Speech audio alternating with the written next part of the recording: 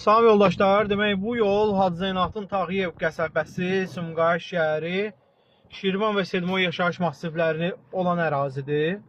Demək, Sumqayıt şəhərinin ən böyük qəsəbəsidir bura, Hacı Zeynalabdin Tağıyev və bu qəsəbənin bu yolunun bu formada olması həqiqətən də çox acınacaqlıdır.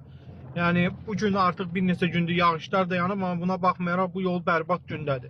Bu yol hardasa bir 10 ildən artıqdır ki, təmir edilmir. İndi aşağıda göstərəcəyim yolu isə ümumiyyətlə belki də 20 ildir təmir edilməyib. Yəni bura qədər olan yolu yenə bir dəfə asfalt örtüyü çəkilmişdirsə, digər bu hissə isə ümumiyyətlə çəkilməyib. Yəni bu yolun vəziyyətini görə bilərsiniz, hansı ki bu yol olduqca bərbad vəziyyətdədir.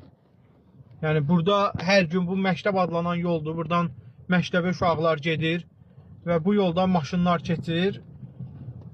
Bu vəziyyətdə bu maşının alt hissəsi də artıq demək olar bu hissədə dəyir. Burada neçə dəfə yaşayan əhali özü burada yeri qumla, daşla doldursa da xeyri yoxdur. Kanalizasiya daşmasından yenidən bu yol yuyulur və belə bir bərbad vəziyyət.